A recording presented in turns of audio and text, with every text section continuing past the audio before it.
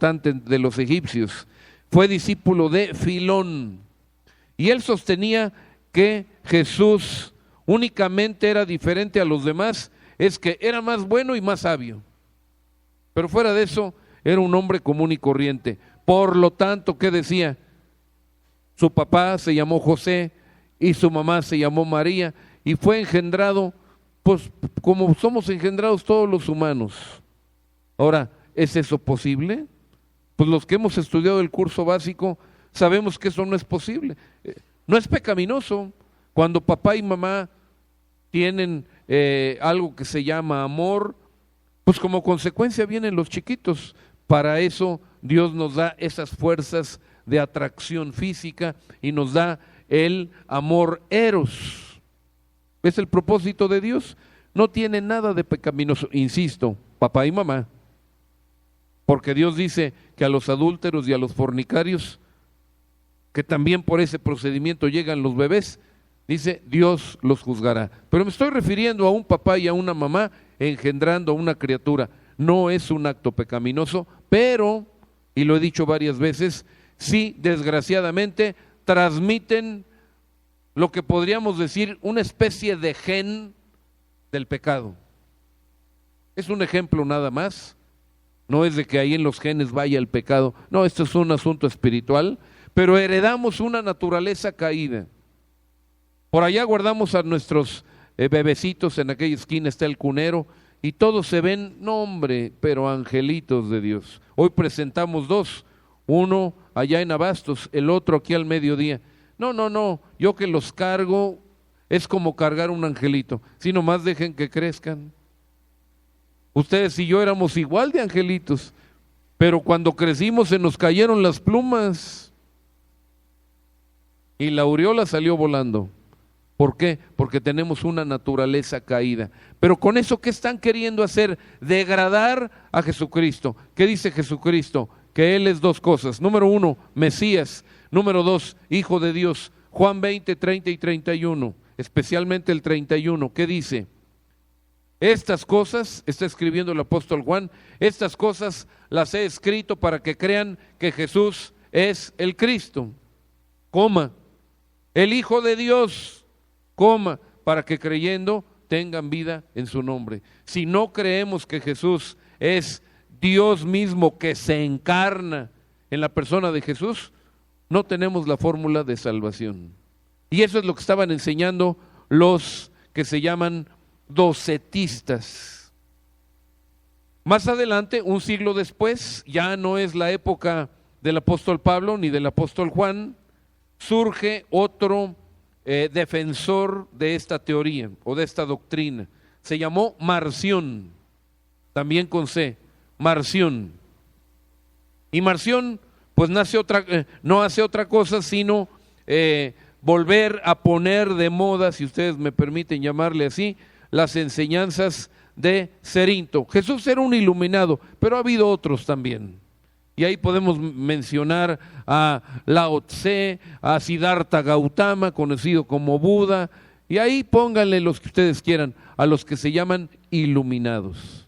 Pero lo están rebajando de su naturaleza verdadera, que es Dios mismo encarnado en la persona de Cristo Jesús. Ya no había apóstoles, pero sí había obispos, sí había ancianos de la iglesia, o a veces se le llama padres de la iglesia. Y voy a mencionar a tres: Ignacio, Irineo y Tertuliano. Este último escribió 5 libros contra Marción. Así que la batalla seguía, porque era una doctrina engañadora, era una doctrina del anticristo. Menciono otra, el gnosticismo. Este es común en nuestros días. Yo no sé si ustedes han visto por ahí en alguna puerta o en alguna pared de alguna casa o de algún edificio que es un centro gnóstico. ¿Qué significa gnosis? Gnosis significa conocimiento, conocimiento oculto. Los gnósticos enseñan una pequeña variedad o una pequeña variación de el docetismo. Ellos dicen que la materia es esencialmente mala, Me estoy refiriendo al ser humano. El ser humano está conformado, hemos dicho, de 3 cosas: espíritu, alma y cuerpo. Ellos dicen, el cuerpo es esencialmente malo. Y yo estoy de acuerdo. No que Dios lo haya hecho así, pero nuestros ancestros, Adán y Eva, nos llevaron allí. Es cierto. ¿No dice lo mismo la Biblia que nuestro cuerpo busca satisfacer los deseos de la carne? Claro, estamos de acuerdo. Segundo, ellos enseñan que nuestro espíritu, el espíritu humano, es esencialmente bueno y hasta de naturaleza divina. Coincidimos también, estamos de acuerdo.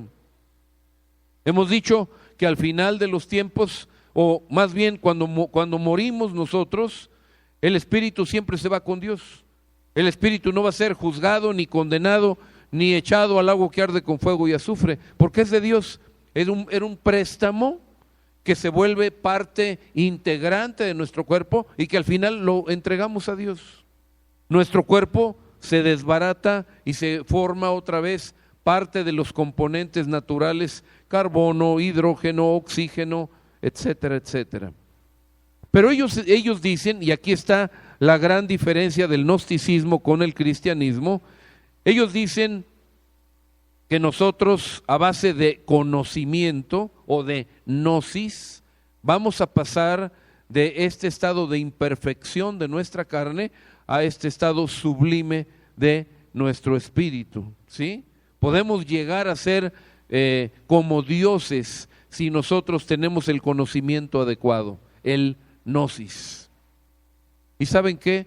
Pues eso es una gran mentira, porque eso inutilizaría la venida de Cristo a morir en la cruz. ¿Para qué vino a morir en la cruz si con el puro conocimiento yo puedo ser salvo? ¿Vino a perder el tiempo? No, no es así. Eso es una gran mentira. Por otro lado, a ellos se les hace ilógico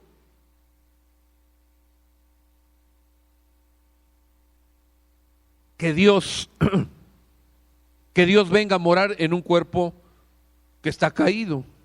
Dicen, si Dios es Dios, ¿cómo se le ocurre venir y habitar en un cuerpo que está caído, cuya esencia es mala? Y tiene cierta lógica, pero lo que no entienden es justamente lo que ya veíamos anteriormente cuando hablamos del docetismo.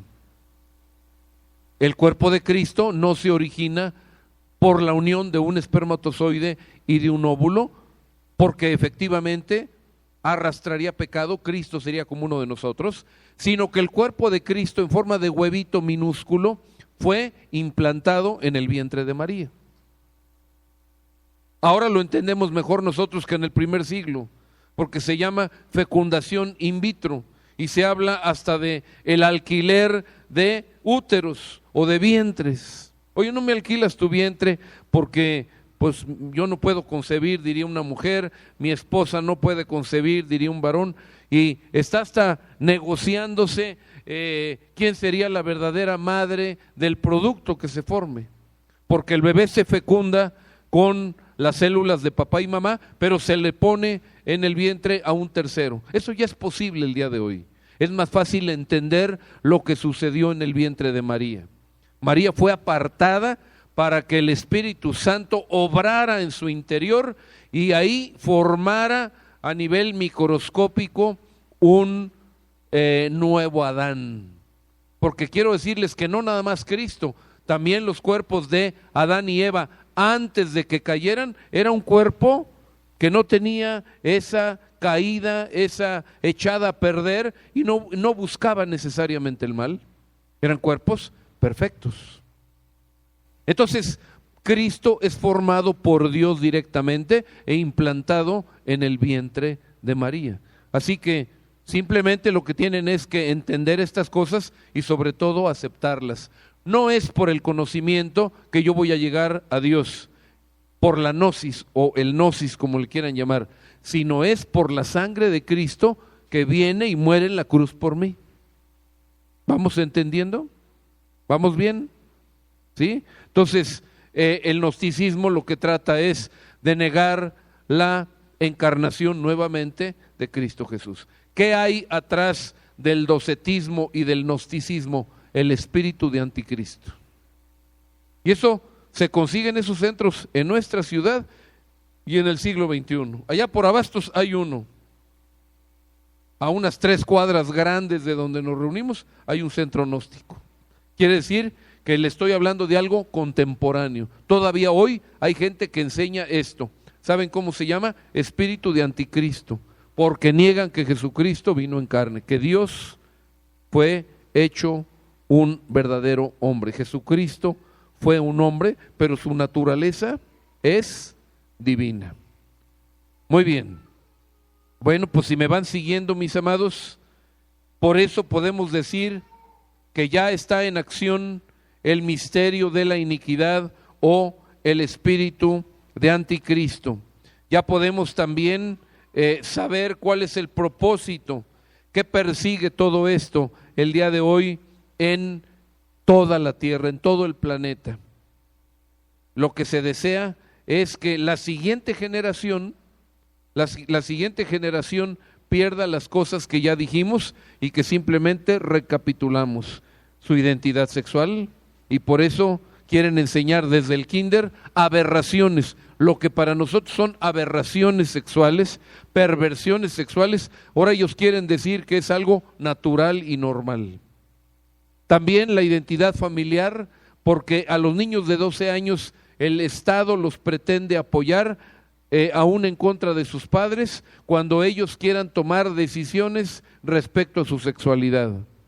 La identidad nacional, porque se están haciendo bloques, el bloque de Europa, el bloque de América del Norte, el bloque de Asia Pacífico, etcétera, etcétera, agrupaciones que pretenden resolver la economía, la educación, incluso romper la soberanía de los países y pasar por encima de sus propios gobiernos. Es lo que estamos viviendo en la Cámara de Diputados y en el Senado de la República. Ya pasan por arriba del deseo, porque nadie nos ha consultado a nosotros los habitantes de aquí, sino ya vienen instrucciones directamente o de la ONU o de la Organización Internacional de Comercio.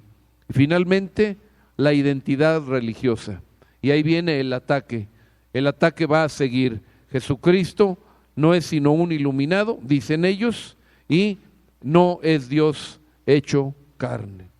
Con todo esto, el caldo de cultivo estará listo para que la apostasía, esto es, para que no haya personas en este mundo que tengan fe en Dios. Y mis hermanos, esto está a la vuelta de la esquina, por eso hemos estado circulando ese video. Me llama mucho la atención de ese video porque dice: no quieras el día de mañana lamentar como niño lo que no pudiste defender hoy como hombre. Y ese es el reto que yo les dejo a ustedes. No nos podemos quedar con los brazos cruzados. Tenemos que hacer algo. ¿Qué algo? Ya veremos. Pero, mis amados, nos está tocando vivir estos tiempos de definición, desgraciadamente para el mal, y tenemos que levantar la mano y decir: no estamos de acuerdo, por nuestros niños, por nuestros nietos, por nuestra patria, por nuestra iglesia. No estamos de acuerdo. ¿Qué tenemos que hacer? Bueno, el mismo apóstol Pablo nos da el consejo de qué hacer. Ya les dije, esto va más allá de una lucha social. Esto va primeramente a nivel espiritual. Tenemos que hacer lucha cada día, cada noche, en contra del espíritu de anticristo. Ese es el enemigo, ya lo tenemos tipificado. Creo que con esta predicación queda claro que nuestro enemigo se llama espíritu de anticristo. Contra él tenemos que luchar. ¿Cómo? Haciendo guerra espiritual, de rodillas clamando a Dios y atando todo espíritu de anticristo. Y orando por las cámaras de diputados y de senadores para que todas estas reformas absurdas vayan hacia atrás. El apóstol dice: no se dejen mover fácilmente. Regreso otra vez a 2 Tesalonicenses capítulo 2, verso 2. No se dejen mover fácilmente de vuestro